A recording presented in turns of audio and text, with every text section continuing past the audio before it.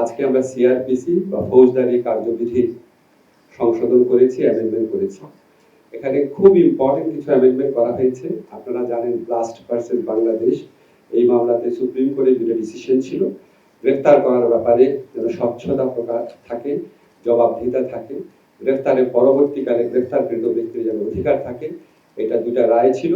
এই রায়গুলোর আলোকে আরো ডিটেইল ভাবে আমরা বিচার বিভাগীয় সংস্কার commission, supreme court, concern expert সবার সাথে বৈঠক করে কনসালটেশন করে আমরা অ্যামেন্ডমেন্ট আজকে চূড়ান্ত করেছি।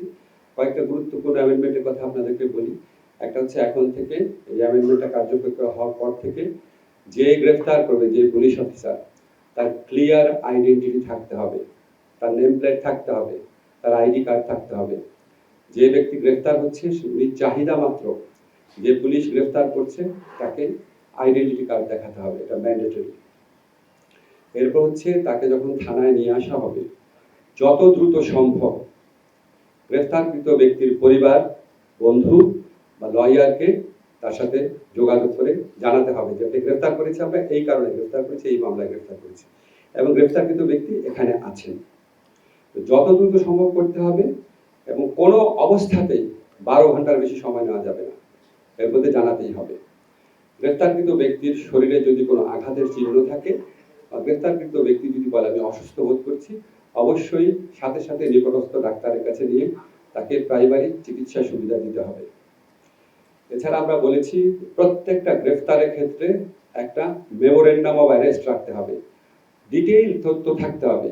কাকে গ্রেফতার করা হয়েছে, কেন গ্রেফতার করা হয়েছে, কি অভিযোগে, কোন আইনে, তার পরিবারের কার সাথে যোগাযোগ করা হয়েছে, কে গ্রেফতার করেছে, ডিটেইল একটা মেমোরেন্ডাম থাকবে প্রত্যেকটা গ্রেফতারের ক্ষেত্রে।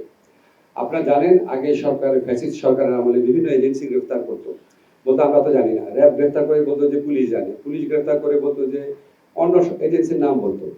তা আমরা আইনে বলেছি যেই সংস্থায় গ্রেফতার করুক তাদের কনসার্ন অফিসে গ্রেফতারকৃত ব্যক্তি কেন গ্রেফতার করেছে, কোন আইনে গ্রেফতার করেছে, 12 ঘন্টার মধ্যে কার সাথে যোগাযোগ করেছে, সমস্ত তথ্য সেখানে থাকতে হবে।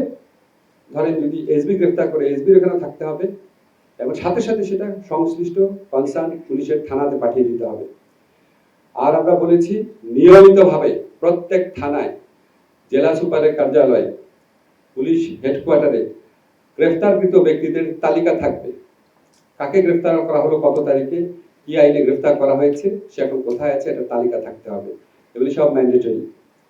আপনারা জানেন সন্দেহের অবকাশে 54-এ ইচ্ছা মতো গ্রেফতার করা হতো, সেখানে আমরা উল্লেখযোগ্য পরিবর্তন এনেছি।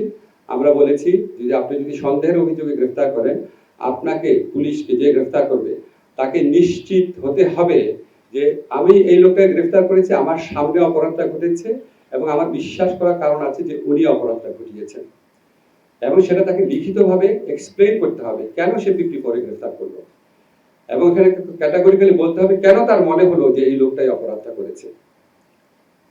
সেটা হচ্ছে কগনিজেবল অফেন্সের ক্ষেত্রে। নন কগনিজেবল অফেন্স বা আরেকটু লেসার অপরাধ, 7 বছরের নিচে যে অপরাধ, সেখানে এটা তো করতে হবেই, প্লাস একই সাথে তাকে সন্তুষ্ট হতে হবে যে আমি যদি গ্রেফতার না করি লোকটা পালিয়ে যেতে পারে। এই দুইটা কন্ডিশন ফুলফিল হলে 54-এর আন্ডারে গ্রেফতার করতে পারবে। তারপর আমরা যে আইন করেছি সেখানে আপনার অনলাইন বেল বন্ড সাবমিশনের বিধান আছে। তারপর ডিজিটালি সামন দেওয়া যাবে, ডিজিটালি ওয়ারেন্ট দেওয়া যাবে এডিশনাল মেজার্স হিসাবে। এছাড়া আমরা বিচারিক যে তদারকি যে কোনো গ্রেফতারের ক্ষেত্রে সেটা আরো স্ট্রং করেছি। আমরা মনে করি ইনশাআল্লাহ এই আইন যদি সঠিকভাবে প্রতিপালন করা যায় তাহলে ইচ্ছা মতো যে গ্রেফতার, মানুষকে হয়রানি, গ্রেফতার করে অস্বীকার করা, মানুষকে গুম করা, সেগুলি বন্ধের ক্ষেত্রে একটা বিরাট যুগান্তকারী ভূমিকা রাখবে।